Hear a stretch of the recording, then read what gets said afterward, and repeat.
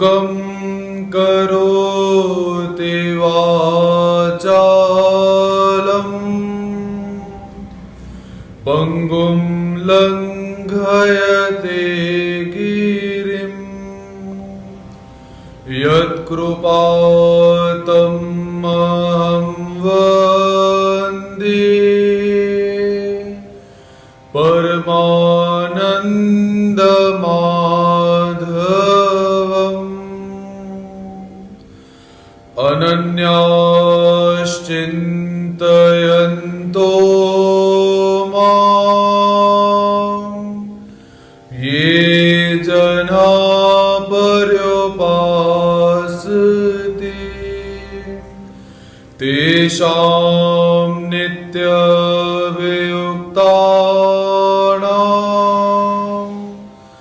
योगक्षेमं वहाम्यहम्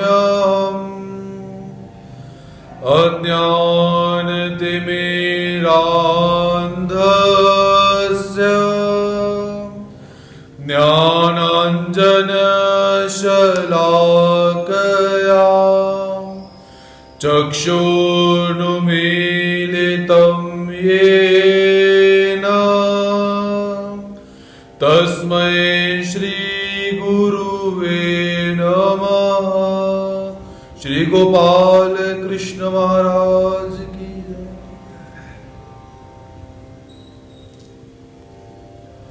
पद्मावती चरणचारी लीलाधारी भक्त वांछा कल्पतरु पीतांबर को धारण करने वाले और महाभारत रूपी लीला के जो मुख्य नायक हैं, ऐसे परम पिता परमेश्वर भगवान श्री कृष्ण महाराज जी के चरणारविंदों में प्रणिपात करते हैं।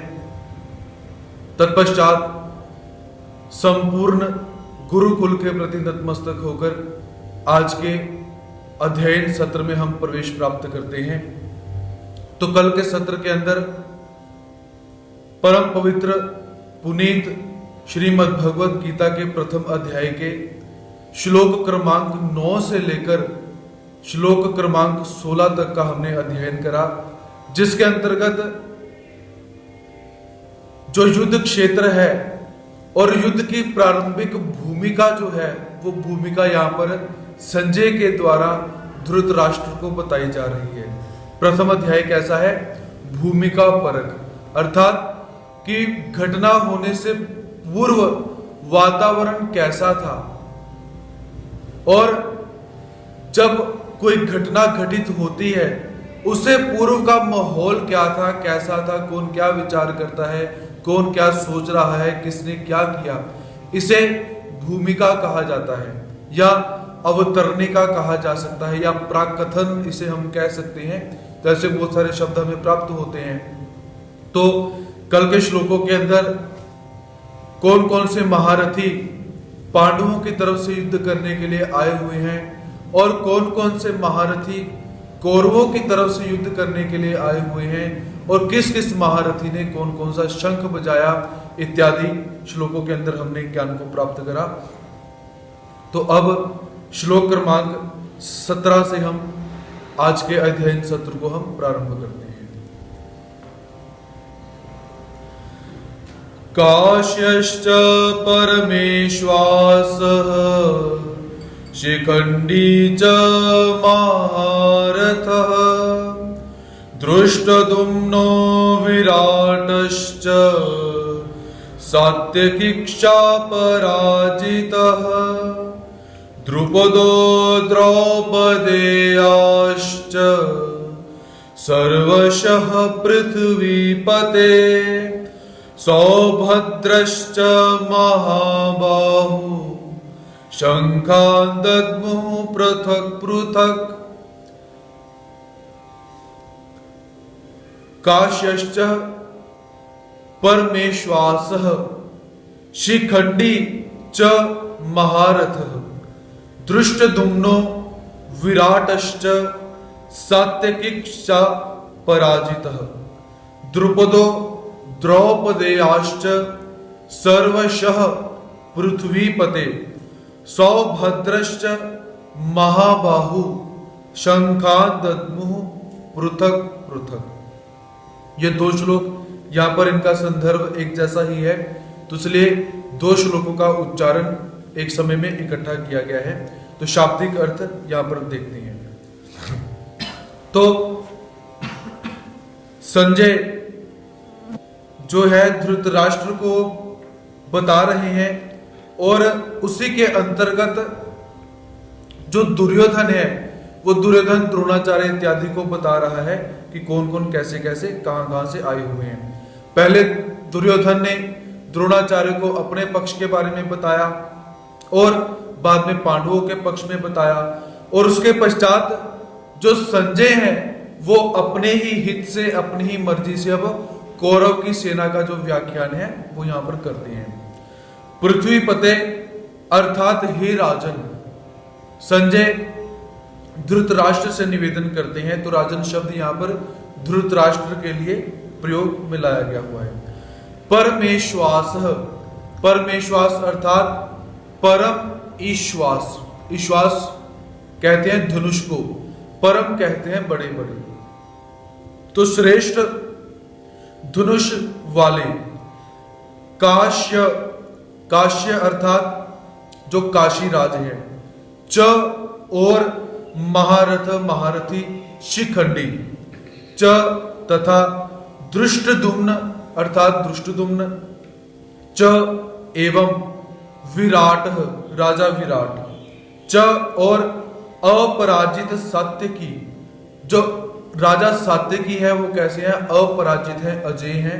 उसके पश्चात द्रुपद राजा द्रुपद, च और द्रौपदेया द्रौपदी के 5 पुत्र, च तथा महाबाहु सौभद्र, महाबाहु कहा जाता है जिसकी भुजाएं लंबी लंबी होती हैं, या ब्रह्मविद्या शास्त्र के अंदर हमने अजान बाहु शब्द पढ़ा था।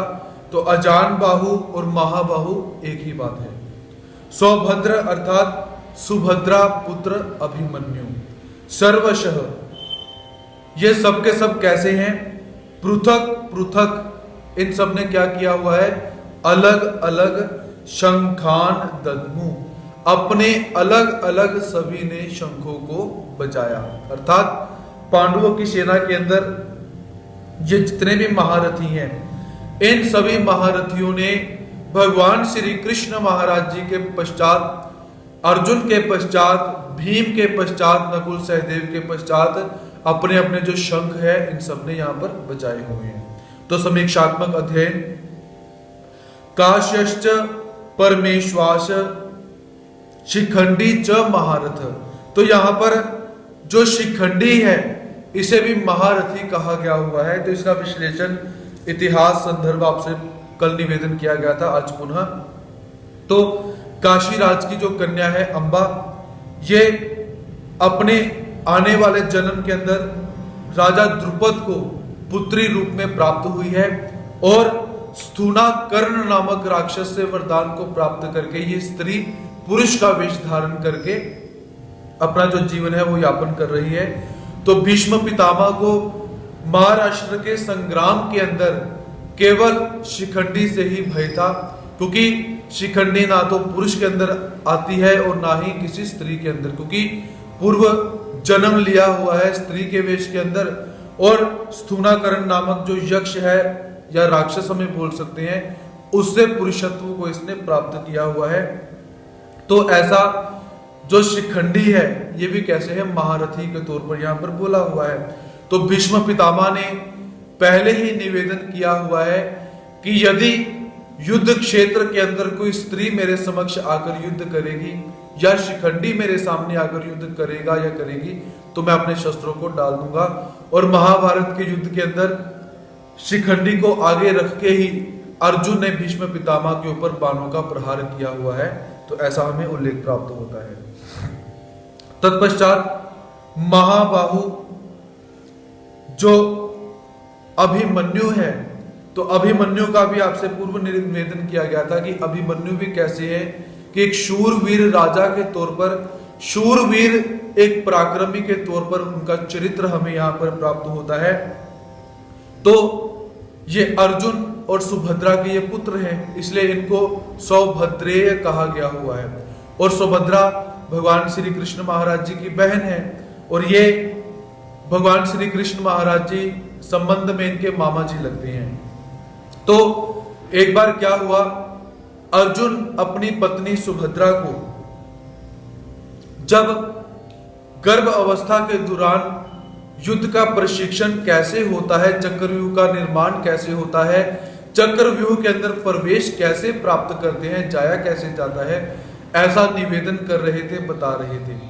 तो समय वो सारी की सारी बातें इस बालक ने माता के गर्भ में रहकर ही सीख ली थी, सुनी नहीं, सीख ली है।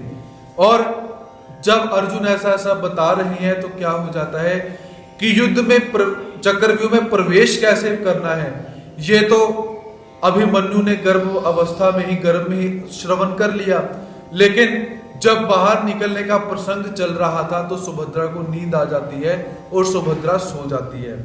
इसी नींद के कारण जो अभिमन्यु है युद्ध क्षेत्र के अंदर मारा जाता है, क्योंकि युद्ध क्षेत्र के अंदर अर्जुन किसी दूसरी जगह पर युद्ध करने के लिए व्यस्त है और इधर कौरवों ने व्यूह की रचना की हुई है। यदि व्यूह की रचना कोई भंग नहीं करेगा तो पांडव सेना हार जाएगी, युधिष्ठिर को बंदी बना लिया जाएगा।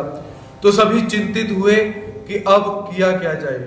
तो अभिमन्यु वीरता पूर्ण सामने आकर कहता है कि मैं इस व्यूह को तोड़ना जानता हूं, अंदर प्रवेश करना जानता हूं, किंतु इस व्यूह को भेद कर बाहर कैसे निकलना है मुझे इसकी जानकारी नहीं है। तो सभी ने उसे आश्वासन दिया कि तुम अंदर प्रवेश करो, हम भी तुम्हारे साथ अंदर आएंगे और बाहर तुम्हें निकालने का जो प्रयास है वो हम करेंगे। लेकिन हुआ क्या, केवल अभिमन्यु ही अंदर प्रवेश कर पाता है, बाकी सारे के सारे बाहर रह जाते हैं।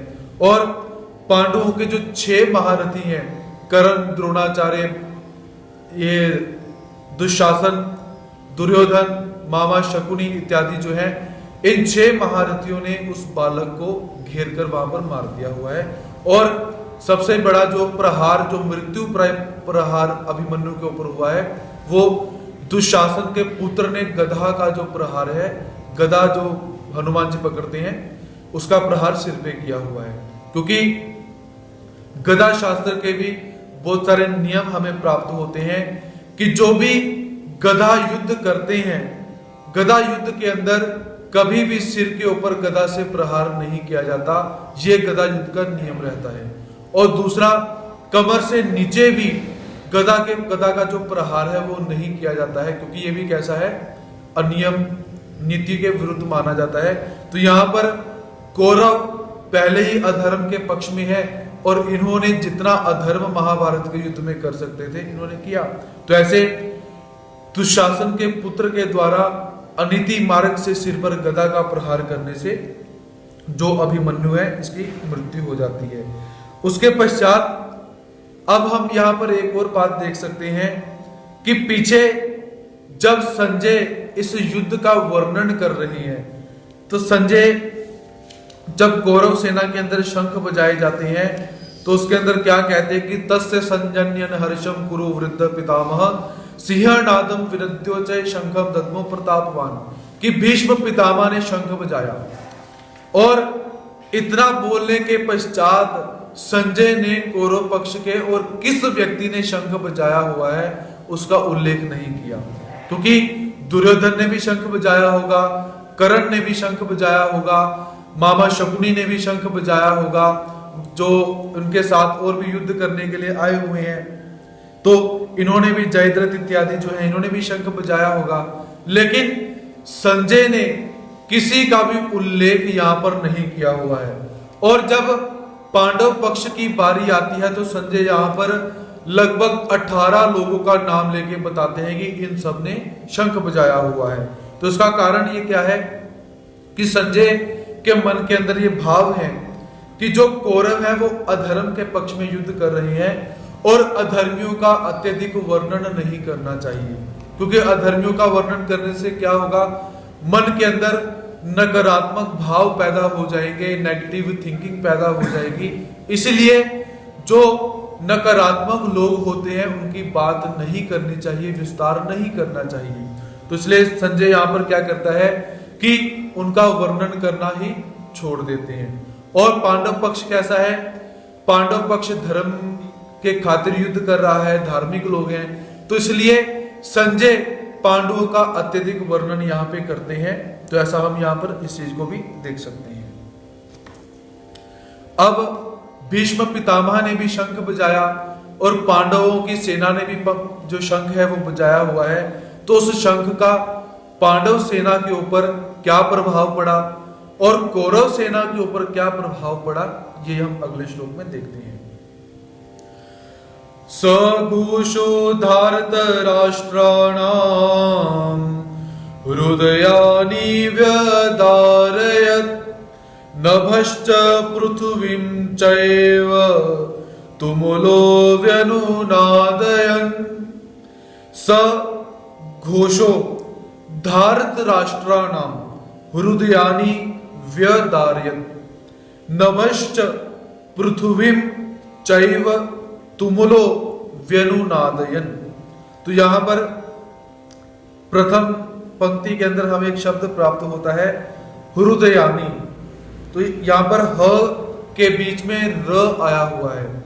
तो ये संयुक्त अक्षर कहे जाते हैं। एक सामान्य अक्षर होते हैं, एक संयुक्त अक्षर होते हैं, और दूसरा कुछ अक्षर कैसे होते हैं, बोलने में बहुत कोमल हमें प्रतीत होते हैं, और कुछ अक्षर कैसे होते हैं, कठोर होते हैं। तो ये हृदयानि कैसा है? ये भी संयुक्त अक्षर है, कठोर है। इसका उच्चारण कैसे करना है? हृदयानि ऐसा नहीं बोलना, हृदयानि ऐसा शब्द का इसका प्रयोग करना है, क्योंकि अक्सर हम संयुक्त अक्षरों का जो उच्चारण है वो हम बहुत ही गलत तरीके से करते हैं। तो इसका थोड़ा सा ध्यान में रखना है।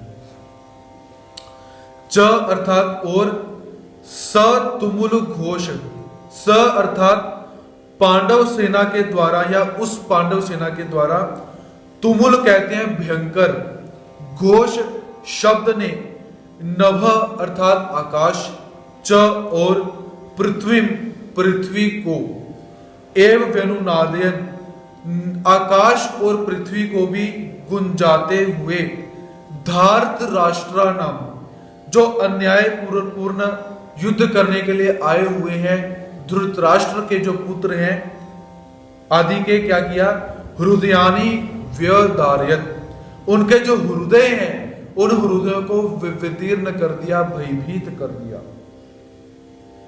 सघोषो धार्त राष्ट्राणाम हृदयानि व्यदारयत्। तो यहां पर पांडवों ने जब शंखनाद करा, तो पांडवों के शंखनाद करने से क्या हुआ? उस शंखों की, उन वाद्यों की आवाज इतनी अधिक हुई कि आकाश भी गूंजने शुरू हो चुके हुए हैं, और जो पृथ्वी है, पृथ्वी भी गूंजनी शुरू हो चुकी है। क्योंकि आकाश का कार्य क्या रहता है? पंच तत्व, जो पंच महतभूत हम कहते हैं, तो पांचों ही महतभूतों के कोई ना कोई कार्य रहते हैं। तो आकाश का कार्य क्या है?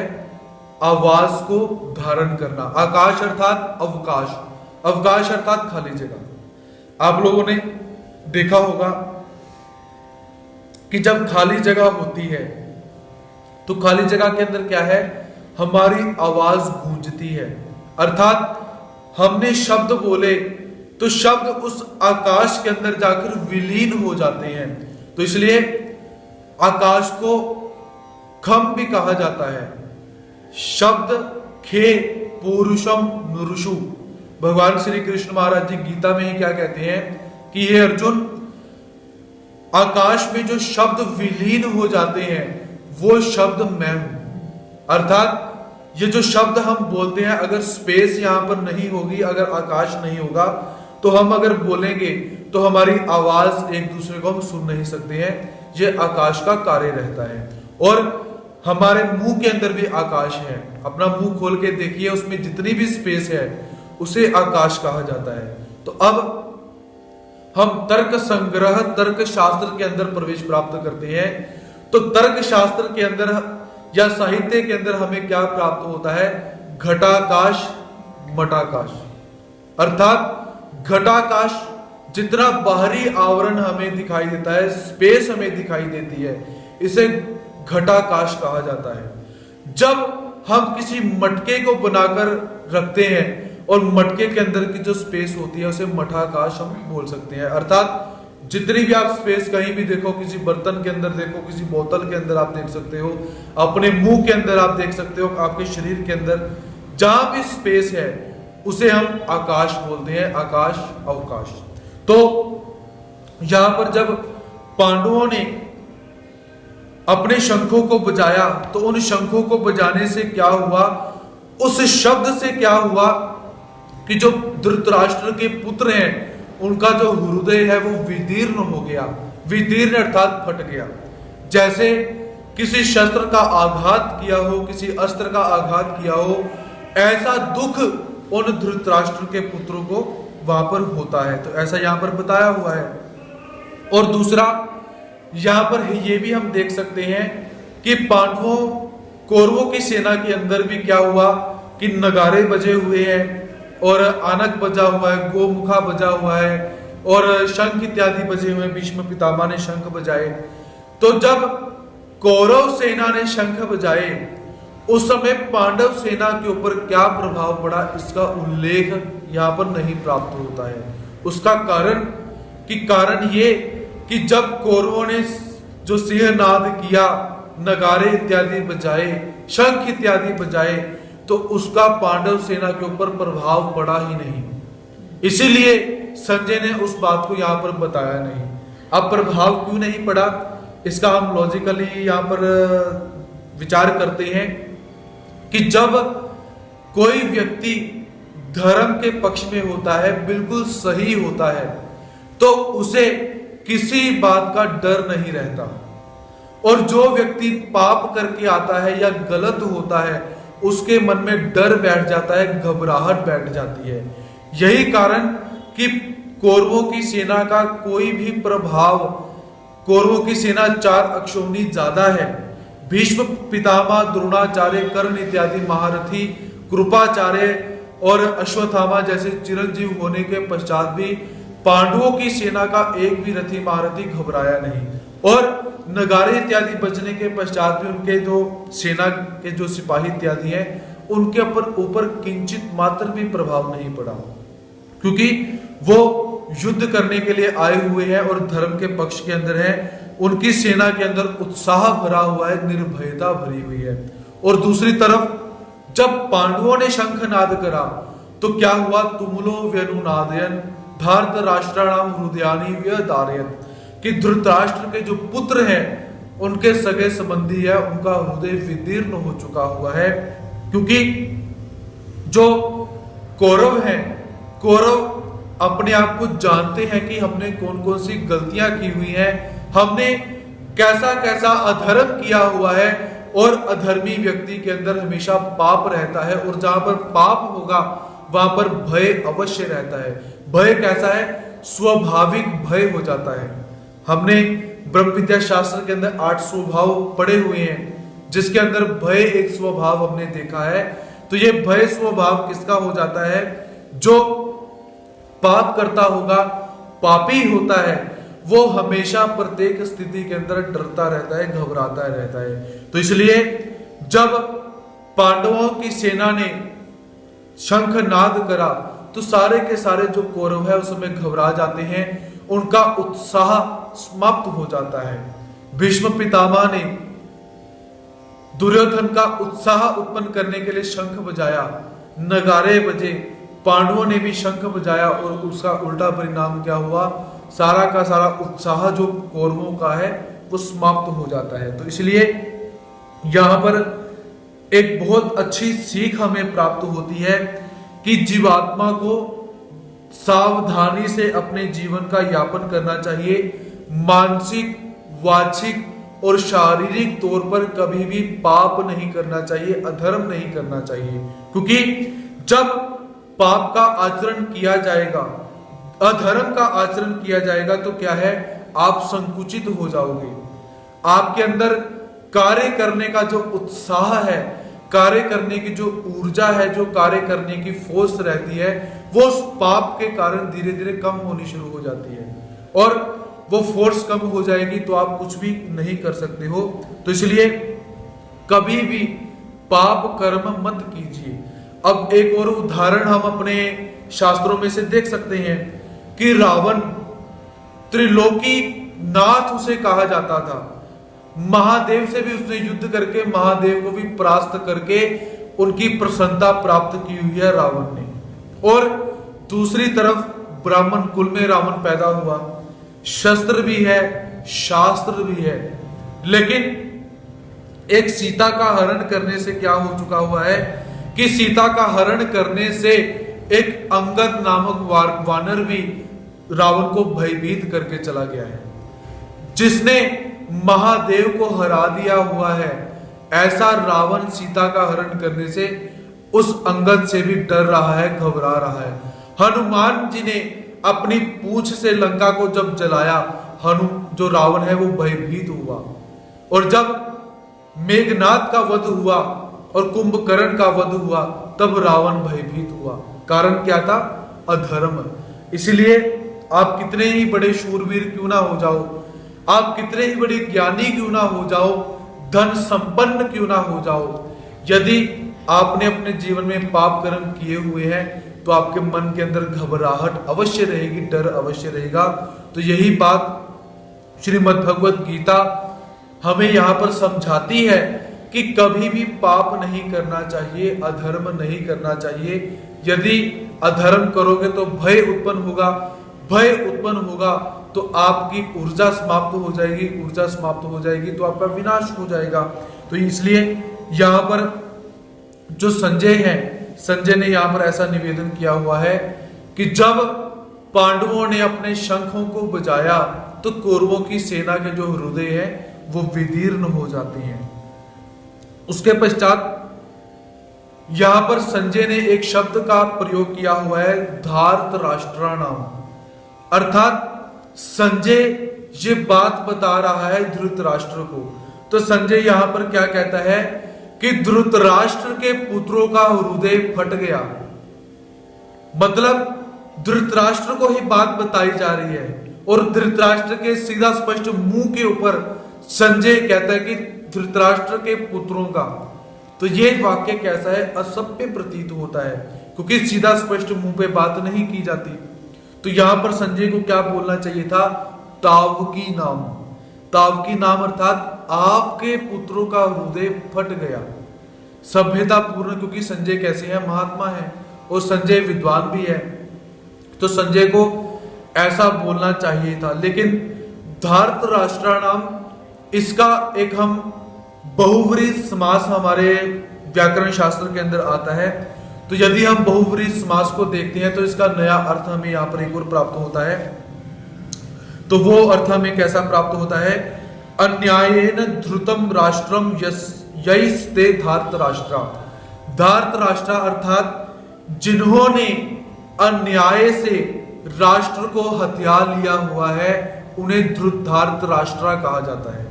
ऐसा बहुव्रीहि समास के अंदर तद्धित प्रकरण के अंदर अन प्रत्यय लग के ये शब्द बनता है। और वास्तव में ही धृतराष्ट्र के पुत्रों ने क्या किया हुआ है कि धूर्तता पूर्ण होकर अन्याय से राष्ट्र को धारण किया हुआ है। तो यहां पर हम ये शब्द अर्थ लगा सकते हैं कि जिन्होंने अन्याय से राज्य का हरण किया हुआ है, ऐसे आपके पुत्रों का जो हृदय है वो विदीर्ण हो गया हुआ है, हम यहाँ पर जान सकते हैं। और दूसरा वही बात, जीवात्मा के जो कर्म होते हैं, पाप कर्म आप बोलिए या पुण्य कर्म आप बोलिए, वो जब सामने आ जाते हैं तो जीवात्मा बंध जाता है। आज दुर्योधन सर्वसमर्थ होने के बाद भी कैसा है? भयभीत हो रहा है। क्यों? अपने कर्मों के कारण। तो यहां पर एक छोटे से लोहार की आपको कथा मैं यहां पर बताना चाहता हूं कि रोम के अंदर एक लोहार जो कि बहुत प्रसिद्ध हो चुका हुआ है, बहुत अच्छे अस्त्र और शस्त्र इत्यादि बनाता है। लोहार अर्थात बड़े बड़े देश और विदेशों से लोग आकर उसके पास हथियार बनवाते हैं और बड़े बड़े लोगों के साथ उस लोहार का संबंध, संपर्क, क्योंकि वो जैसी वस्तु बनाया करता था उसके जैसी वस्तु कोई बना ही नहीं पाता था। अब हुआ क्या कि विदेशी आक्रमणों के कारण रोम में आकर आक्रमण हुए, युद्ध हुआ, तो उस युद्ध के अंदर रोम हार जाता है। तो आक्रमणकारियों ने क्या किया, रोम के सभी बड़े व्यक्तियों को पकड़कर अपने साथ लेकर चले गए। इस लोहार को भी बंदी बनाया गया। बंदी बनाने के पश्चात इसको भी बेड़ियां डाली गई, बाकी लोगों को भी बेड़ियां डाली जाती हैं और इनको बेड़ियां डालकर एक जंगल में फेंक दिया जाता है कि जो जानवर इत्यादि हैं वो तुम्हें आकर मार देंगे, खा लेंगे।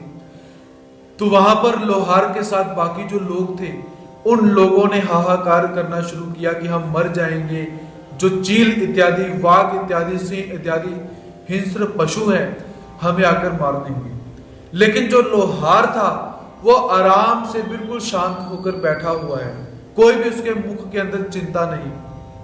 और वो लोहार उन सबको क्या कहता है कि अरे घबराओ मत, मैं बहुत बड़ा लोहार हूं, मेरी जिंदगी लोहे के अंदर ही गुजरी हुई है, मैं अपनी बेड़ियां भी खोल दूंगा, तुम्हारी बेड़ियां भी खोल दूंगा।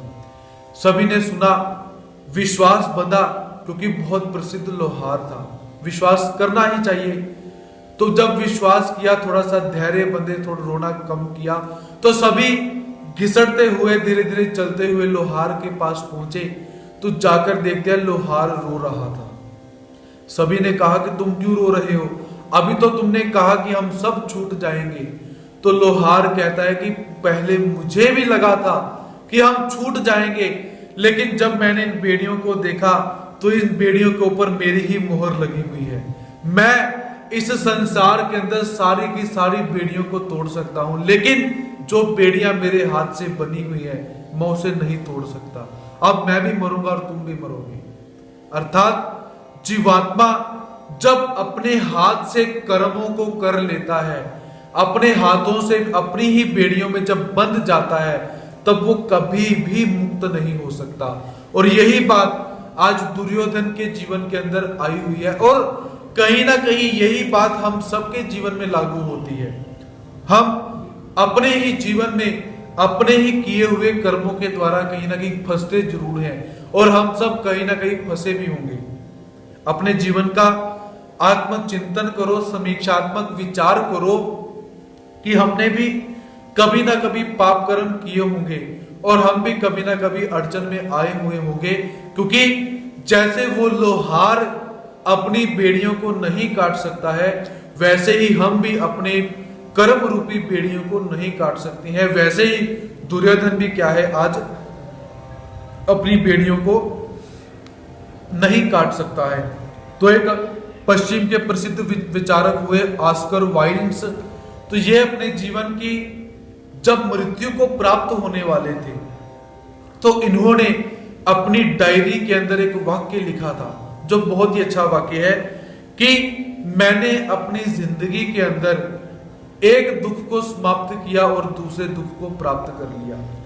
एक दुख को समाप्त करते करते ही दूसरे दुख को मैंने प्राप्त किया हुआ है। ऐसे मैंने अपनी जिंदगी को बिताया हुआ है। तो इस सृष्टि के अंदर दुख के अलावा कुछ भी नहीं है, ऐसा ऑस्कर वाइल्ड्स अपनी उस डायरी के अंदर देखते हैं। बहुत ही विचार करने वाला तत्व है। क्या दुर्योधन के पास पैसा नहीं है? क्या दुर्योधन के पास धन संपत्ति नहीं है? क्या दुर्योधन के पास सेनापति नहीं है, राजे नहीं है? क्या दुर्योधन के पास जमीन जायदाद नहीं है? क्या दुर्योधन के पास स्त्री अंगनाएं नहीं है? प्रत्येक वस्तु है, फिर भी देखिए आज के समय में बिल्कुल सुखी नहीं। पांडव देखिए, राजे होने के पश्चात अंतिम समय के अंदर जब सुख भोगने का समय आता है, तो भगवान जी क्या बोलते हैं कि भाई द्वापर युग समय खत्म होने वाला है, कलयुग लगने वाला है, चलो हिमालय की तरफ। अर्थात जो सुख है वो भोग ही नहीं पाए।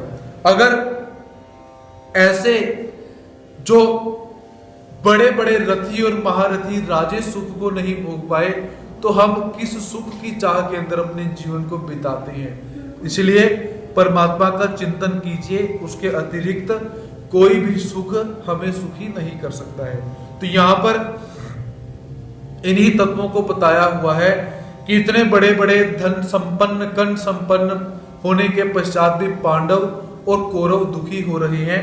और जो शंखनाद इत्यादि हुआ, उन शंखनादों के कारण जो कौरवों की सेना है वो भी कैसी है, वो कौरवों की सेना इस समय घबरा चुकी हुई है, ऐसा यहां पर संजय जो है बताते हैं।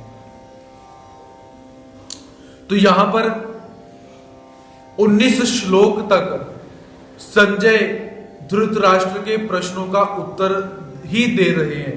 तो धृतराष्ट्र ने प्रश्न कौन सा किया था कि युद्ध क्षेत्र के अंदर, धर्म क्षेत्र के अंदर युद्ध की इच्छा से इकट्ठे हुए मेरे और पांडवों के पुत्रों ने क्या किया।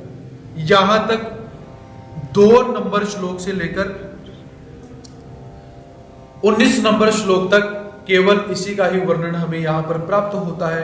अब आगे संजय जो है अपनी दृष्टि से जो उन्होंने देखा, वहां जाकर देखा था, उस अवस्था का यहां पर वर्णन करती है। अथ व्यवस्थितान् दृष्ट्वा धार्तराष्ट्रान् कपिध्वजः प्रवृत्ते शस्त्र संपाते धनुरोधम्य पांडवः ऋषिकेशं तदा वाक्यम् ईदमाह महीपते। तो यहां पर श्लोकों के अर्थों के अनुसार यहां पर 1.5 श्लोक का उच्चारण किया गया हुआ है। एक श्लोक पूरा है और एक श्लोक आधा है, और अगले संदर्भ के अंदर आधा श्लोक अगले संदर्भ में यहां पर बताया जा रहा है। तो पहले हम श्लोक को देखते हैं कि अथ व्यवस्थितान् दृष्ट्वा धार्तराष्ट्रान् कपिध्वज प्रवृत्ते शस्त्र संपाते धनुरुद्धम्य पांडवः ऋषिकेशं तदा वाक्यम ईदमाह महीपते। महीपते अर्थात हे पृथ्वी का पालन करने वाले धृतराष्ट्र, अथ अर्थात अब, शस्त्र संपाते शस्त्र चलाने की प्रवृत्ति तैयारी के अंदर अर्थात तैयारी हो चुकी हुई है, तदा उस समय धार्तराष्ट्राणाम अन्यायपूर्ण राज्य को धारण करने की इच्छा से करने वाले राजाओं और उनके साथियों को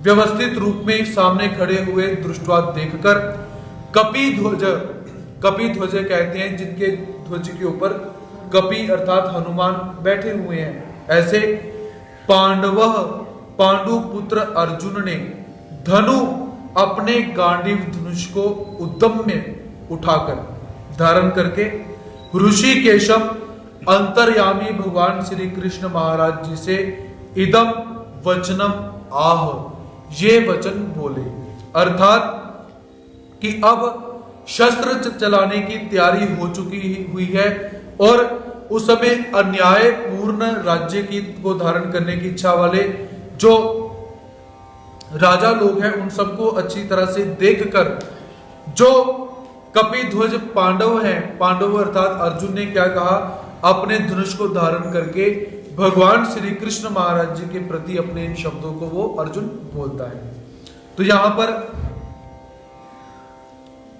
अथ शब्द यहां पर आया हुआ है, तो आदि भूमिका यहां पर समाप्त होती है, और अथ पद का यहां पर हम तात्पर्य क्या ले सकते हैं कि यहां से अर्जुन और भगवान श्री कृष्ण महाराज जी का संवाद जो है वो संवाद यहां से हमें प्राप्त होता है कि यहां से श्रीमद् भगवत गीता का आरंभ हम ले सकते हैं, और यहां से श्रीमद् भगवत गीता का आरंभ हुआ और 18वें अध्याय के 74वें श्लोक में इति पद से ये जो संवाद है वो समाप्त होता है।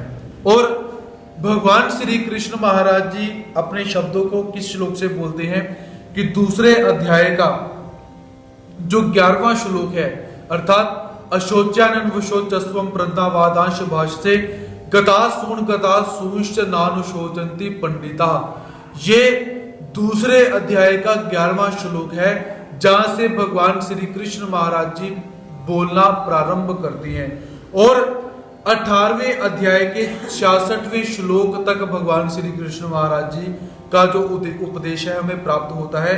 तो 66वां श्लोक 18वें अध्याय का कौन सा है कि सर्वधर्मान परित्यज्य मामेकम शरणं व्रज अहम त्वा सर्व पापेभ्यो मोक्षयिष्यामि मा शुचः। यहां से भगवान श्री कृष्ण महाराज जी दूसरे अध्याय के जो 11वां श्लोक है वहां से भगवान जी आरंभ करते हैं और 18वें अध्याय के 66वें श्लोक पर भगवान जी अपनी वाणी को विराम देते हैं।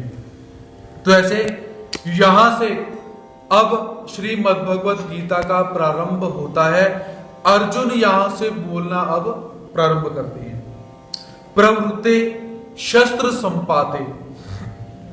तो यहां पर भीष्म पितामह ने जब शंख बजाया, उस समय शंख बजाने का कारण क्या था? केवल जो दुर्योधन है उसे प्रसन्न करना। लेकिन भीष्म पितामह के शंख को बजाने के पश्चात क्या हुआ? ढोल नगाड़े बजने शुरू हुए।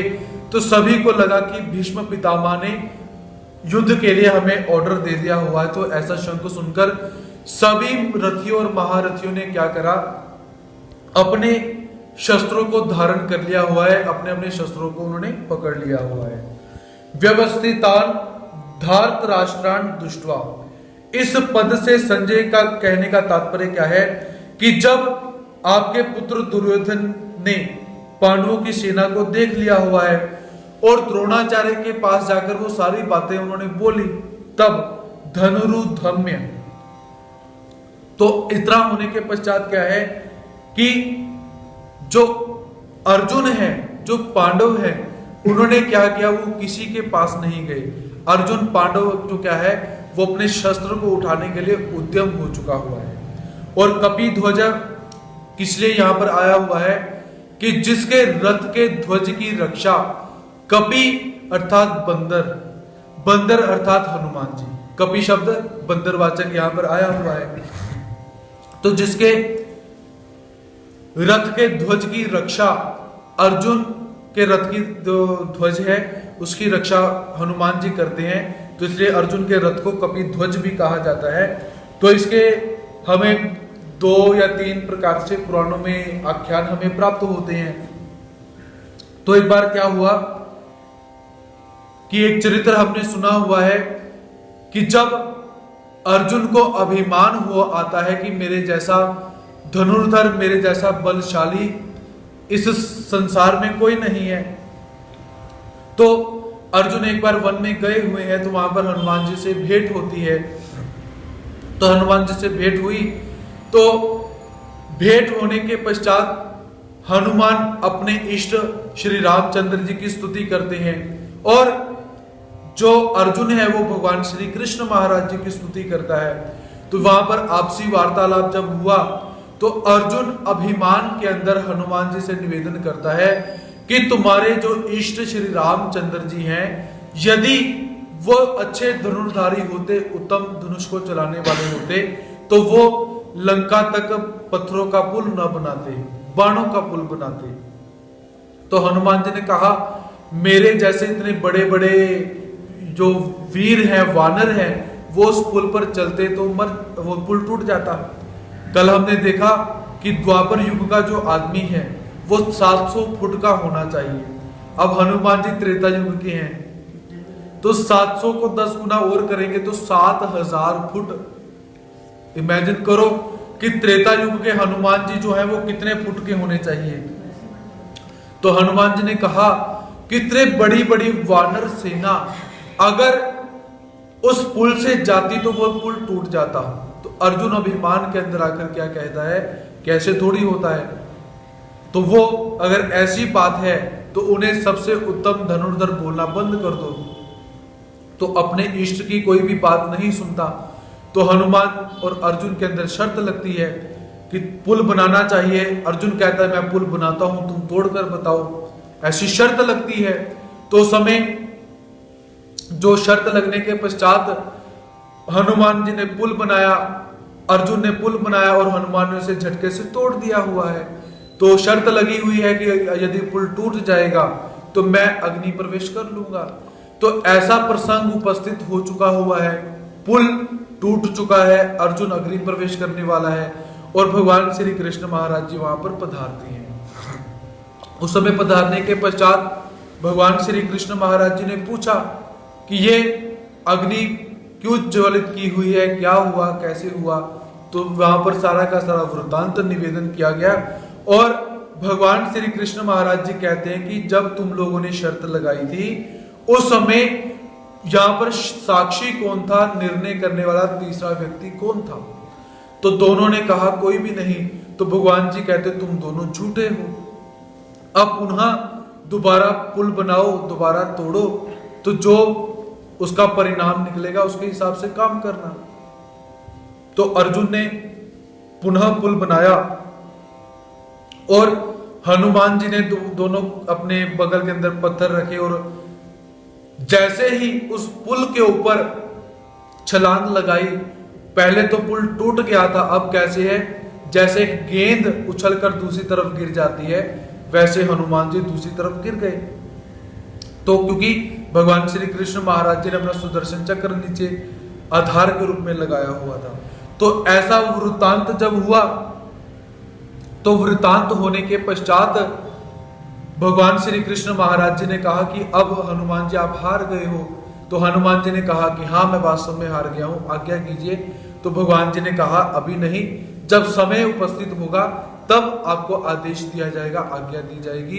तो जब महाभारत का युद्ध प्रारंभ हुआ तो भगवान श्री कृष्ण महाराज जी ने हनुमान जी को आज्ञा दी थी कि अर्जुन का जो रथ है उस रथ का जो ध्वज है उस ध्वज की और रथ की आपने रक्षा करनी है। ऐसी कथा भी हमें प्राप्त होती है। और दूसरी एक और कथा हमें प्राप्त होती है जिसके अंदर भीम को अभिमान हो जाता है और सहस्त्र दल कमल लेने के लिए भीम गए हुए हैं, हनुमान से उनकी भेंट होती है। तो वहां पर भीम हनुमान से निवेदन करते हैं कि मुझे ये कमल तोड़ने हैं, तो आप अपनी पूंछ पीछे कीजिए।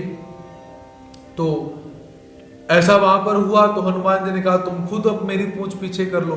तो भीम अपना पूरा बल लगाकर उनकी पूंछ को पीछे करने का प्रयास करते हैं लेकिन कर नहीं पाते। तो तब जाकर उनका अभिमान चूर चूर हुआ और वहां पर हनुमान ने पुनः कहा था कि वरदान मांगो, क्या चाहते हो।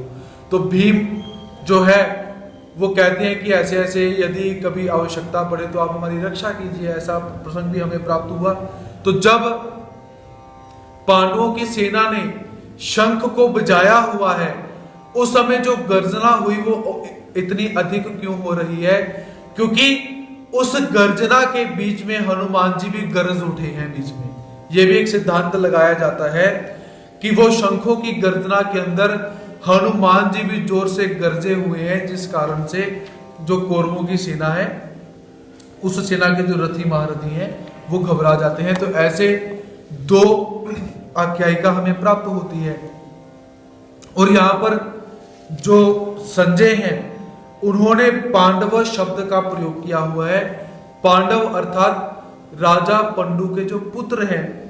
तो संजय धृतराष्ट्र को यहां पर यह जतलाना चाहते हैं कि जो पांडव हैं वो तुम्हारे पुत्र ही थे लेकिन तुमने उन्हें अपने पुत्र नहीं बनाया हुआ है, इसलिए ये भी हर्षाने के लिए बार बार पांडव शब्द का यहां पर प्रयोग किया जा रहा है।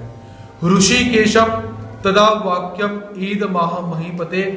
हे धृतराष्ट्र, ऐसी स्थिति उत्पन्न होने के बाद अर्जुन ने भगवान श्री कृष्ण महाराज जी जो अंतर्यामी हैं, जो इंद्रियों को वश में रखने वाले भगवान श्री कृष्ण महाराज जी हैं, उनसे ऐसे ऐसे जो वचन है वो कहे हुए हैं।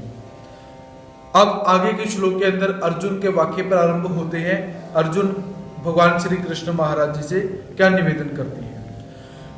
अर्जुन उवाच सेनयोरुभयोर्मध्ये रथं स्थापयामि अच्युत यावदेतान्निरीक्षेऽहं योद्धुकामानवस्थितान् कैर्मया सह योद्धव्यम् अस्मिन् रणसमुद्यमे। सेनयोरुभयोर्मध्ये रथं स्थाप्यामि अच्युत यावदेतान् निरीक्षेऽहं योद्धु कामान वस्थितान कैर्मया सह योद्धव्यम अस्मिन रण समुद्य में। तो अर्जुन भगवान श्री कृष्ण महाराज जी से क्या कहती हैं कि अच्युत, हे अच्युत, उभयो सेनयो मध्य, दोनों सेनाओं के मध्य में मैं रथम स्थाप्य, मेरे रथ को आप स्थापित करो, खड़ा करो। यावत अहम अवस्थितान, जब तक मैं युद्ध क्षेत्र में खड़े हुए एतान इन योद्धु कामान, युद्ध की इच्छा को चाहने वाले निरीक्ष देख ना लूं। अस्मिन रण समुद्य में, इस रण संग्राम के अंदर, रण उद्योग के अंदर, मया कई सह योद्धव्यम, मुझे किन किन के साथ युद्ध करना है ऐसा मैं देख नहीं लेता हूं। अर्थात हे अच्युत, मेरे रथ को आप दोनों सेनाओं के बीच में खड़ा कर दीजिए, जब तक मैं दोनों तरफ की सेनाओं को देख ना लूं और मैं ये ना देख लूं कि मैंने किन किन के साथ युद्ध करना है और कौन कौन मेरे साथ युद्ध करने के लिए आए हुए हैं। जब तक मैं ये देख नहीं लेता हूं तब तक मेरे रथ को दोनों सेनाओं के बीच में आप खड़ा कीजिए। अच्युत सेनयोर मध्य रथम स्थाप्य, तो भगवान श्री कृष्ण महाराज जी को अच्युत को कहा जाता है। ये भगवान श्री कृष्ण महाराज जी का नाम। च्युत कहते हैं पतित होना, गिरना। अच्युत अर्थात जो गिरता नहीं है या जहां से गिरा नहीं जाता। भगवान श्री कृष्ण महाराज जी का जो धाम है, उस धाम में जीवात्मा जब पहुंच जाता है, वहां पर पहुंचने के पश्चात जीवात्मा का पतन नहीं होता। उस लोक से जीवात्मा गिरता नहीं है, इसलिए उस लोक को क्या कहा जाता है? अच्युत, जहां से जाकर गिरा नहीं जाता। तो इसलिए भगवान जी का नाम क्या पड़ा? अच्युत। सेनयोर मध्य रथम स्थाप्य। अब अर्जुन भगवान श्री कृष्ण महाराज जी से क्या कहता है कि हे प्रभु, मेरे रथ को दोनों सेनाओं के बीच में, मतलब कि दोनों सेनाओं के बीच में क्या है कि इतना अंतर है कि अर्जुन बीच में खड़ा होकर देख सकता है, और जितनी दूरी पर पांडवों की सेना खड़ी है उतनी ही दूरी पर कौरवों की सेना खड़ी है। उसके बीच में जाकर अर्जुन ने कहा कि मेरे रथ को आप खड़ा कर दीजिए। अब पहली तरफ देखिए कि जब दुर्योधन ने पांडवों की सेना को देखा तो वो गुरु द्रोणाचार्य के पास जाता है घबराहट के कारण, और यहां पर अर्जुन वीरता के कारण भगवान श्री कृष्ण महाराज जी को आदेश देता है कि मैं पहले दोनों सेनाओं को देखना चाहता हूं। तो ऐसे भगवान जी को उन्होंने आदेश दिया। और सेनयोर उभयोर मध्य, आपसे पहले भी निवेदन किया गया था कि ये शब्द 3 बार प्रथम अध्याय के अंदर आया हुआ है। तो यहां पर पहली बार यहां पर, और दूसरी बार कहां पर आता है कि 24 नंबर श्लोक पर, सेनयोर उभयोर मध्य स्थापित रथोत्तमम। और उसके पश्चात जो दूसरे अध्याय का 10 नंबर का श्लोक है, तमुवाच ऋषिकेश प्रसन्नीव भारत सेनयोर उभयोर मध्य विषिदंतम इदम वचः, ये दूसरे अध्याय का 10 नंबर का श्लोक है। तो वहां पर भी हमें यही शब्द प्राप्त होता है, सेनयो उभयोर मध्य। तो यहां पर जब अर्जुन कहता है कि हे प्रभु, मैं देखना चाहता हूं कि कौन कौन मेरे साथ युद्ध करने के लिए आया हुआ है, तो ऐसा अर्जुन ने भगवान श्री कृष्ण महाराज जी से निवेदन किया। तो यहां पर अब तक अर्जुन का भाव कैसा है? युद्ध करने का भाव है और वीरता पूर्ण लड़ने का अभी तक अर्जुन का विचार चलता है। और जब 24 नंबर का श्लोक आता है और उस समय जब अपने संबंधियों को देखता है तो जो युद्ध करने का भाव है थोड़ा सा खत्म हो जाता है, और दूसरे अध्याय के 10वें श्लोक तक वो युद्ध करने का भाव जो है वो सारा का सारा समाप्त हो जाता है। तो ऐसा यहां पर हमें 3 बार श्लोक प्राप्त होता है। आगे यावते तान निरीक्षेहम योद्धु कामान वस्थितान, तो मेरे इस रथ को कब तक वहां पर खड़ा करना है, जब तक, अर्जुन भगवान जी से क्या कहता है कि जब तक मैं अच्छी तरह से देख नहीं लेता हूं कि मेरे साथ युद्ध करने के लिए कौन कौन आया हुआ है, तो तब तक आप मेरे इस रथ को वहां पर खड़ा करके रखिए। योद्धु कामान, योद्धु कामान अर्थात ये भी शब्द कौरवों के लिए प्रयोग किया गया है।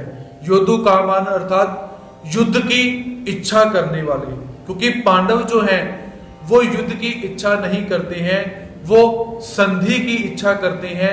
थोड़ा सा हमें राज्य प्राप्त हो जाए, हम अपने जीवन का निर्वाह करें, तो ऐसे थोड़े से ही जो राज्य और धन संपत्ति की इच्छा करते हैं।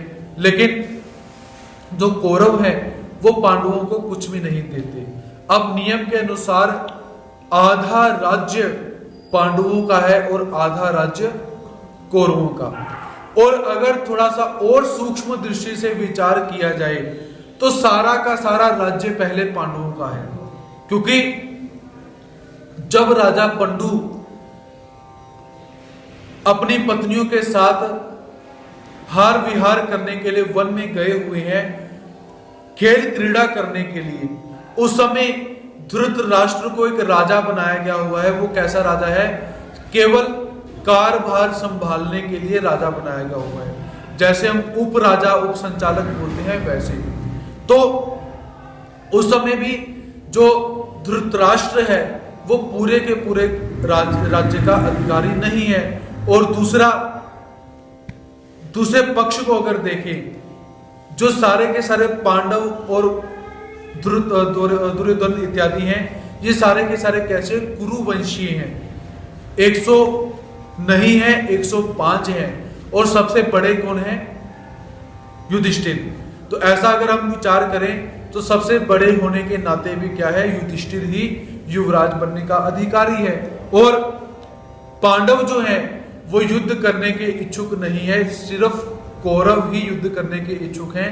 तो अर्जुन यहां पर क्या कहते हैं कि योद्धु कामान, जो मेरे साथ युद्ध करने की इच्छा से आए हुए हैं, मैं उन्हें भी देखना चाहता हूं।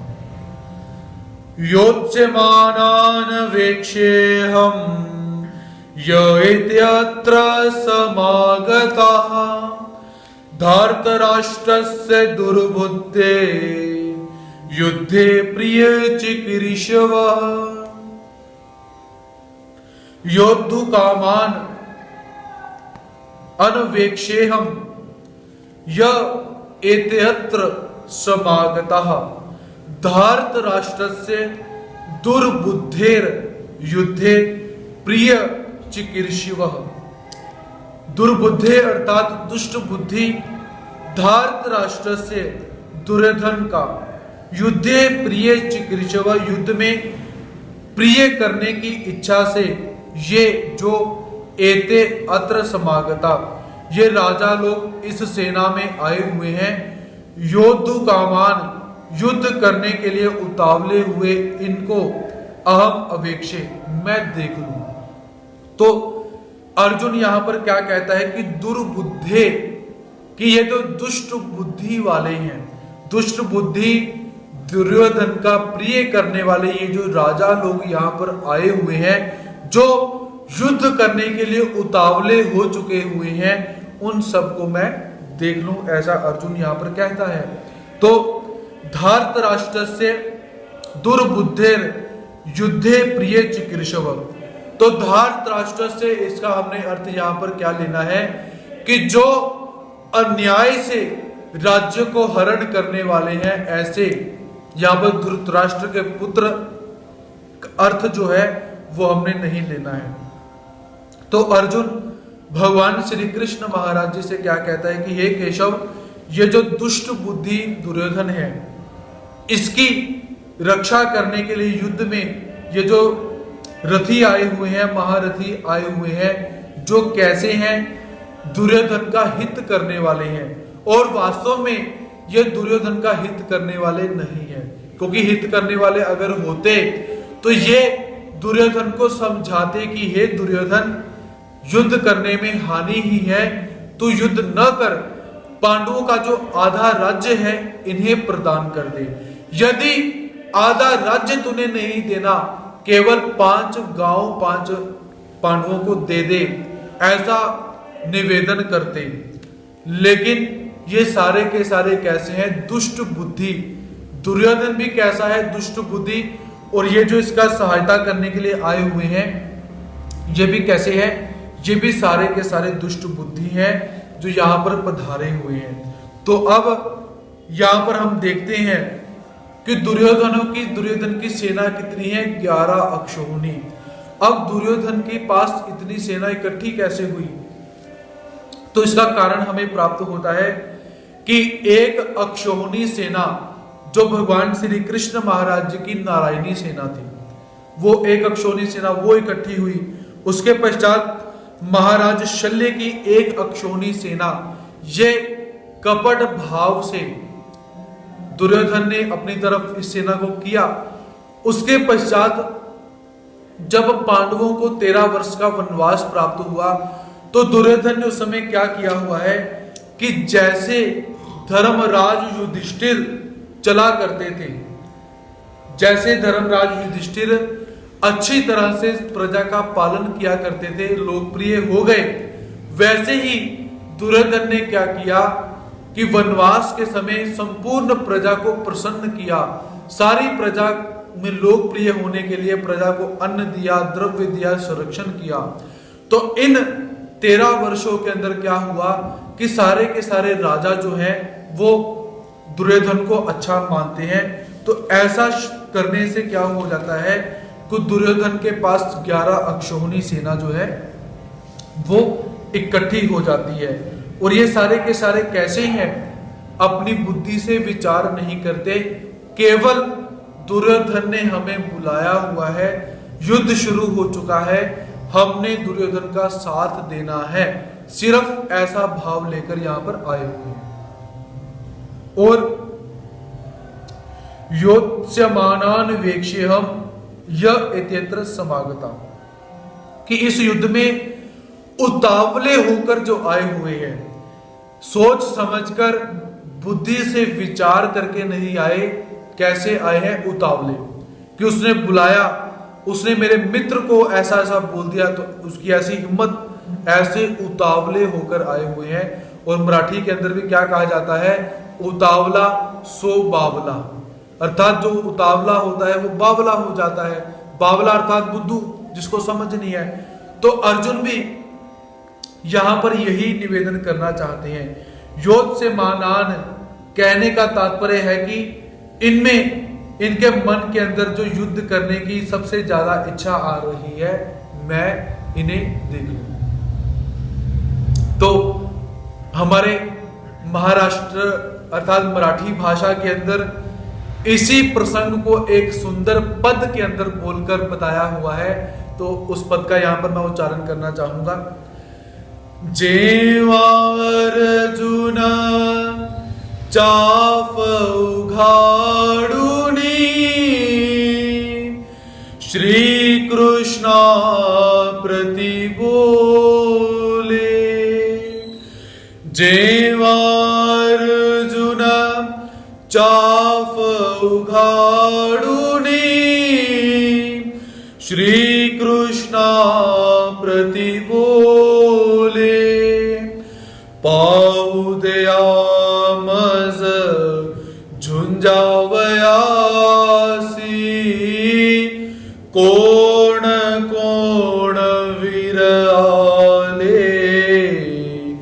माझार्थ देवा दोन्ही सैन्यामध्ये ठेवा।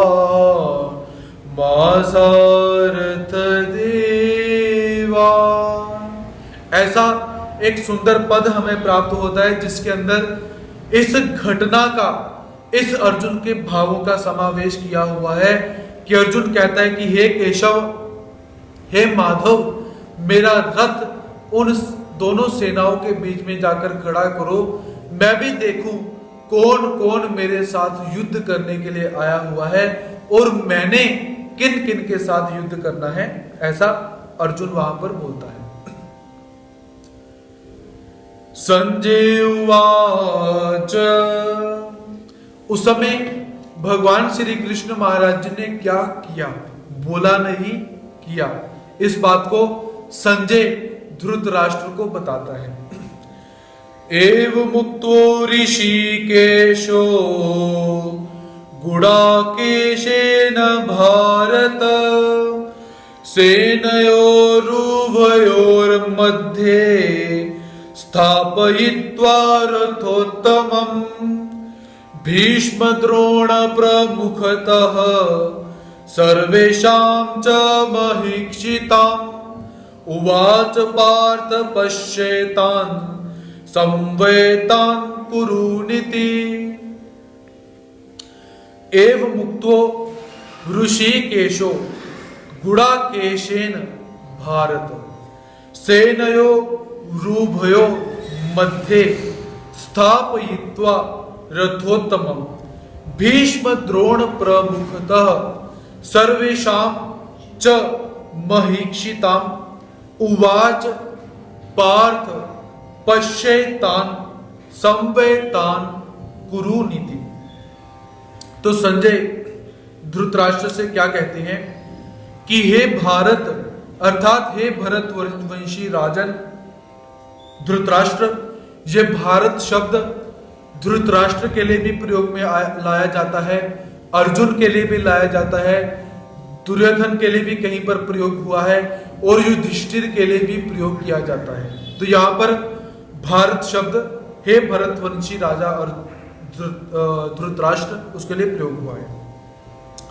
गुडाकेशेन, संजय निवेदन करते हैं कि हे धृतराष्ट्र गुडाकेशेन, गुडाकेश अर्थात जिसने निद्रा को जीत लिया हुआ है, ऐसे अर्जुन के द्वारा एवं उक्त इस तरह कहने पर ऋषिकेश अंतर्यामी भगवान श्री कृष्ण महाराज ने उभयो दोनों सेनयो सेनाओं के मध्य बीच में भीष्म द्रोण प्रमुखतः पितामह भीष्म और आचार्य द्रोण के सामने च तथा सर्वेशाम संपूर्ण महीक्षिताम राजाओं के सामने रथोत्तमम श्रेष्ठ रथ को स्थापयित्वा खड़ा करके इति उवाच इस प्रकार कहा कि हे पार्थ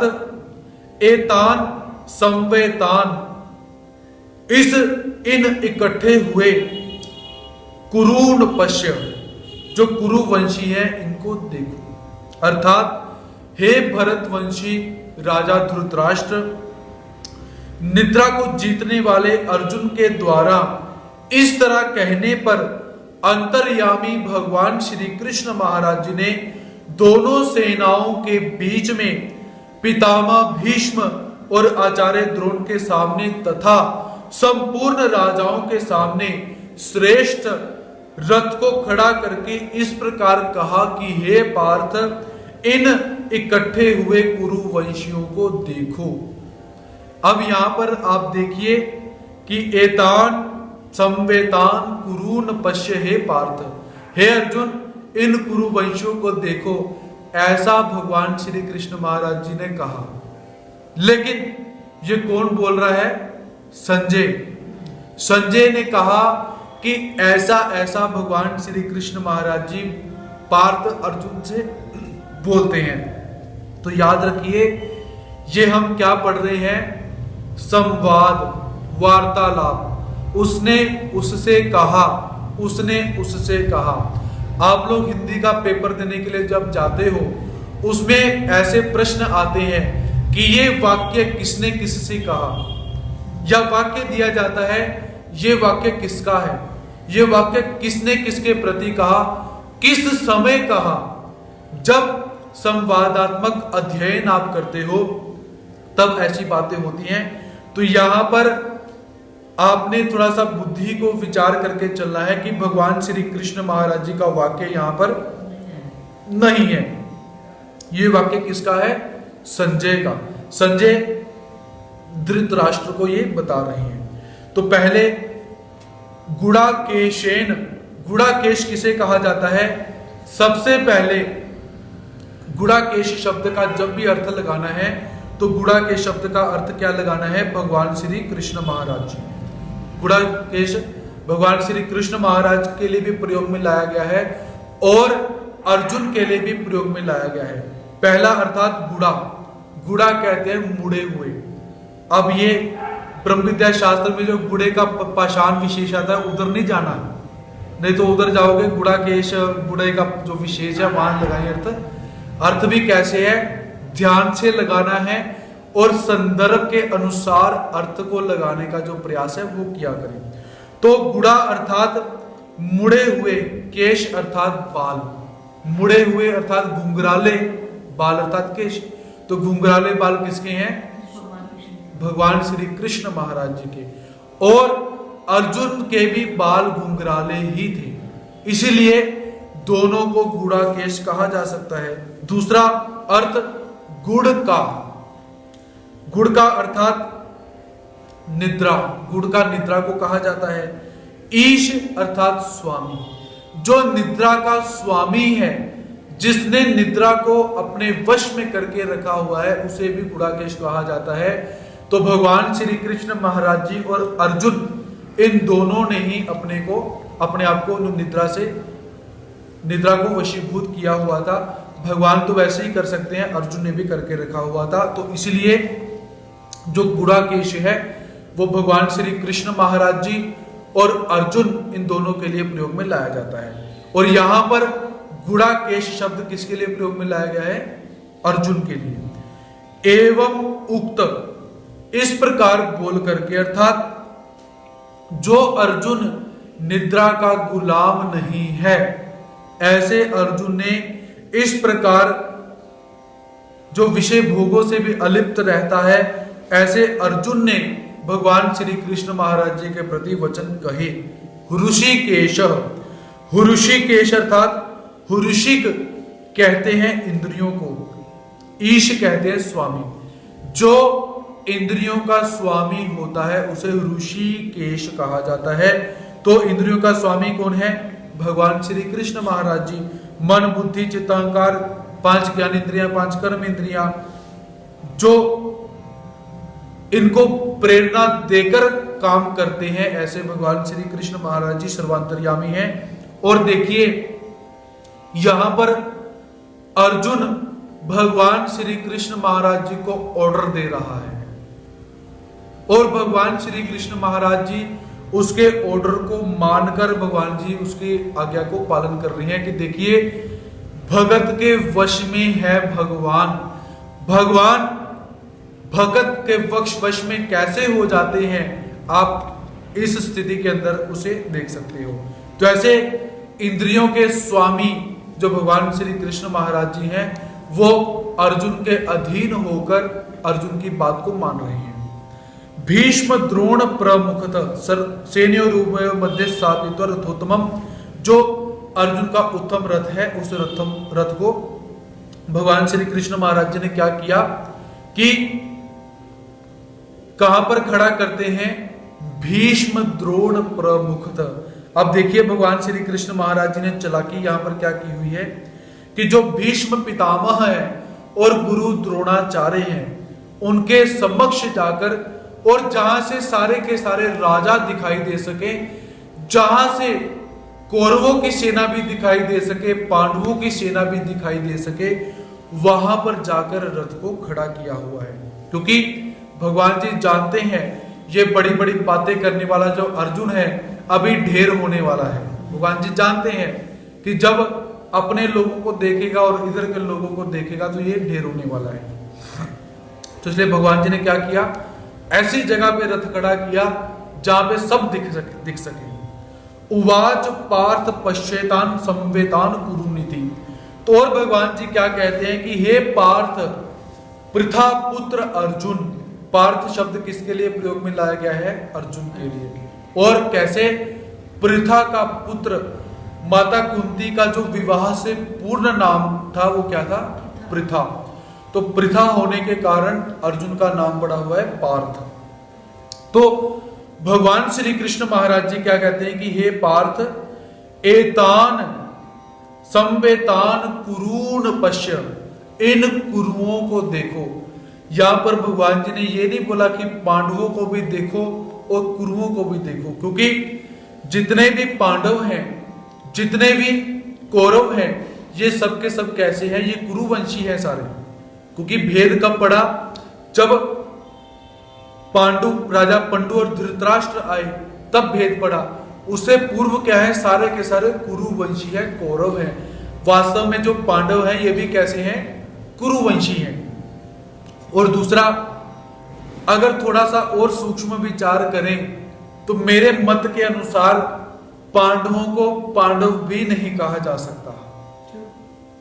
अगर आप विचार अच्छे लगे तो ग्रहण कीजिए, नहीं लगे तो मत कीजिए, क्योंकि ये विरुद्ध विचार मैं आपको यहां पर थोड़ा सा बताने जा रहा हूं। क्योंकि विचार कर सकते हैं, ऐसा नहीं कि हमारे विचार सभी स्वीकार करें या अपने विचारों को किसी के ऊपर थोपना, ऐसा नहीं। अच्छे लगते हैं तो विचार देने में हर्ज नहीं। तो यहां पर क्या है कि राजा पंडु के पुत्र होने के कारण 5 पुत्रों को पांडव कहा जाता है, ऐसा। अब थोड़ा सा विचार कीजिए, ये पांचों के ही पांचों राजा पंडु से तो उत्पन्न हुए नहीं। ये राजा पंडु की संतानें नहीं है, क्योंकि राजा पंडु जो है उन्हें एक ऋषि दंपति के द्वारा शाप मिला हुआ है। क्योंकि राजा पंडु शिकार खेलने के लिए गए तो वहां पर हिरण और हिरनी के वेश के अंदर एक ऋषि दंपति सहवास कर रहे थे। उस स्थिति के अंदर आवाज आई और शब्द वेदी बाण चलाया गया। वो बाण उस ऋषि दंपति के हृदय में लगता है और वो मृत्यु को प्राप्त होने वाले हैं। तो राजा पंडु जब जाकर देखता है कि मेरा बाण कहां पर लगा, तो जब देखा कि एक दंपति के हृदय के अंदर उस बाण ने छेद कर दिया हुआ है, तो वो ऋषि राजा पंडु को शाप देते हैं कि जिस स्थिति के अंदर हमारी मृत्यु हुई, अर्थात मैं अपनी पत्नी के साथ सहवास कर रहा था, ऐसी स्थिति के अंदर तूने मुझे मृत्यु दी हुई है, तो तुझे भी ऐसी ही मृत्यु प्राप्त होगी। जब जब तू अपनी स्त्री के पास, अपनी पत्नी के पास जाएगा, जब जाएगा तेरी मृत्यु हो जाएगी। ऐसा शाप मिला। तो राजा पंडु आए, तो पंडु ने आकर निराश होकर अपनी दोनों पत्नियों को बोला हुआ है, माता कुंती को और माधुरी को, कि ऐसा ऐसा शाप प्राप्त हुआ। तो कुंती ने कहा कोई बहुत बड़ी बात नहीं है, इंद्रिय जीत होकर भी रहना चाहिए, ब्रह्मचर्य का पालन भी करना चाहिए, हम कर सकते हैं, बहुत बड़ी बात नहीं है। लेकिन जो माद्री थी वो कैसी है? उम्र में छोटी है और ज्ञान इत्यादि नहीं।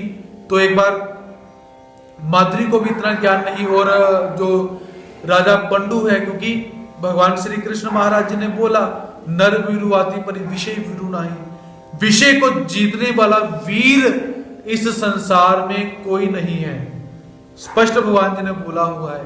अगर विश्वामित्र जैसे बड़े बड़े ब्रह्म ऋषि तपस्या से ढल सकते हैं, तो हमारी और राजा पंडु इत्यादि की क्या बात। तो ऐसी स्थिति के अंदर एक बार माद्री स्नान करने के लिए गई हुई है, और उसे उस स्नान की अवस्था के अंदर राजा पंडु देखते हैं और काम के वशीभूत होकर जाकर उसके पास जैसे ही जाते हैं तो उनकी मृत्यु हो जाती है। मृत्यु हुई, अब तक कोई भी पांडव, किसी भी पांडव का जन्म नहीं हुआ। तो जैसे कर्ण का जन्म हुआ था, तो माता कुंती को याद आया कि मुझे सूर्य देव ने प्रसन्न होकर वरदान दिया हुआ है कि तू इस मंत्र को बोलकर, ऋषि शायद दुर्वासा ऋषि है, ऋषि का नाम मैं आपको कल बताऊंगा, तो ऋषि को प्रसन्न किया हुआ है। तो ऋषि ने वरदान दिया है कि इस मंत्र का उच्चारण करके जिस भी देवता को तू बुलाएगी, वो देवता प्रसन्न होकर तेरे सामने प्रकट हो जाएगी और मन वांछित फल प्रदान करेगी। और अपने जैसा तेजस्वी पुत्र भी तुझे प्रदान करेगी। ऐसा कुंती को वरदान प्राप्त हुआ। तो वरदान प्राप्त हुआ और जो धर्मराज युधिष्ठिर हैं वो धर्म अर्थात जो यमराज हैं उनसे उत्पन्न हुए। भीम वायुपुत्र भीम कहा जाता है, वो वायु देवता से उत्पन्न हुए। इंद्र से उत्पन्न हुए अर्जुन। ऐसे अर्थात ये तीनों के तीनों पुत्र कैसे हैं? देवताओं से। और जो नकुल और सहदेव हैं ये माद्री और अश्विनी कुमारों से उत्पन्न हुए। अश्विनी कुमार अर्थात देवताओं के जो डॉक्टर हैं, वैद्य, उनसे माद्री से ये उत्पन्न हुए पड़े हैं। तो पंडु राजा का इन पुत्रों से कोई लेना देना नहीं है, तो इन्हें आप पांडव बोल ही नहीं सकते हो। कौन्तेय बोल सकते हो, माद्रेय बोल सकते हो, पृथा पुत्र अर्जुन पार्थ बोल सकते हो, लेकिन पांडव अगर आप शास्त्र को देखिए, क्योंकि हमारे व्याकरण शास्त्र के अंदर तद्वित प्रकरण हमें प्राप्त होते हैं। जैसे वासुदेव का पुत्र होने के कारण भगवान श्री कृष्ण महाराज जी को वासुदेव कहा जाता है। काला होने के कारण कृष्ण कहा जाता है। देवकी का पुत्र होने के कारण देवकी नंदन कहा जाता है। या भगवान जी के बहुत सारे नाम हम ले सकते हैं। तो ऐसे जो तद्वित प्रकरण आता है, तो उस तद्वित प्रकरण में क्या है कि उस वस्तु के साथ संबंध जुड़ना चाहिए, फिर जाकर वो नाम रखा जाता है। तो तद्वित प्रकरण अगर हम देखें तो व्याकरण के नियमों का उल्लंघन करके ही यहाँ पर पंडु से पांडव बना हुआ है। लेकिन इतिहास को हम देखें तो इतिहास में क्या है, राजा पंडु से इन पुत्रों का कोई लेना देना नहीं है, इसलिए हम इन्हें पांडव नहीं बोल सकते हैं। लेकिन फिर भी शास्त्र के अंदर पांडव आया हुआ है, हमने पांडव बोलना है। इतिहास का हम खंडन थोड़ा करेंगे। अब यहाँ पर सभी जगह पर पांडव पांडव पांडव भरा हुआ है, तो हम आकर बोलेंगे कि पांडव को हम नहीं मानते। लेकिन व्याकरण शास्त्र के हिसाब से ऐसी ऐसी स्थिति है, वो मैं आपके समक्ष यहाँ पर उपस्थित करता हूं। तो यहाँ पर भगवान श्री कृष्ण महाराज जी क्या कहते हैं कि कुरूण पश्य, ये जो सारे के सारे कुरु हैं, इन कुरुओं को देखो, क्योंकि इन कुरुओं से तुम्हारा कौटुंबिक संबंध है, पारिवारिक संबंध है। कोई तुम्हारे गुरु है, कोई तुम्हारे पिताजी है, कोई तुम्हारे पितामह है, कोई तुम्हारे भाई है, और कोई तुम्हारे चाचा है, कोई तुम्हारे ताया लगते हैं, कोई मामा लगते हैं, और कोई तुम्हारे ससुर लगते हैं, और कोई तुम्हारे पुत्र के समान है, कोई तुम्हारे पौत्र के समान है, अर्थात दादा भी बन चुके हो, नाना भी बन चुके हो। तो भगवान जी कुरु शब्द से अर्जुन को यह जतलाना चाहते हैं कि तू इन सभी सगे संबंधियों को यहां पर देख, क्योंकि भगवान जी को पता है कि जब अर्जुन इन सभी को अच्छी तरह से देखेगा तो इसके मन के अंदर जो मोह बैठा हुआ है वो मोह पैदा होने वाला है। दुर्योधन के मन के अंदर भय पैदा हो चुका है, अर्जुन के मन के अंदर मोह पैदा होने वाला है।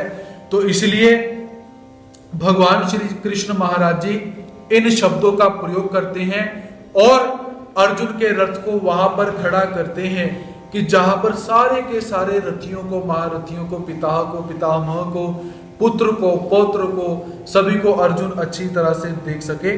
तो इसलिए भगवान जी क्या कहते हैं, एतान कुरूण पश्य, इन सभी कुरुओं को देखो, क्योंकि पांडवों की सेना के अंदर भी कुरु है, कुरुवंशी हैं।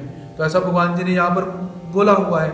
और भगवान जी का यहाँ पर एक ये भी उद्देश्य हम देख सकते हैं कि अर्जुन के मन के अंदर मोह पैदा हो और मैं उसे श्रीमद् भगवद गीता का निरूपण करूं।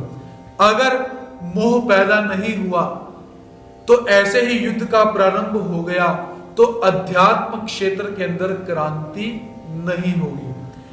इतिहास के अंदर अवश्य क्रांति होगी, लेकिन अध्यात्म क्षेत्र के अंदर कोई क्रांति नहीं होगी। इसीलिए भगवान श्री कृष्ण महाराज जी क्या कहती हैं कि एतान कुरूण पश्य, इन सभी कुरुओं को तुम यहां पर भली भांति अच्छी तरह से निरीक्षण कर, अच्छी तरह से देख, विचार कर, ये कौन कौन है, कैसे कैसे, मेरे कौन कौन लगते हैं। शत्रु पक्ष की तरफ नहीं देखना, मेरे रिश्तेदार कौन कौन से आए हुए हैं ऐसा देख, ऐसा भगवान श्री कृष्ण महाराज जी अर्जुन के रथ को वहां पर करते हैं। तो आज का हमारा समय यहाँ पर समाप्त होता है। कल पुनः 4 बजे आप सबके समक्ष उपस्थित होने का प्रयास रहेगा।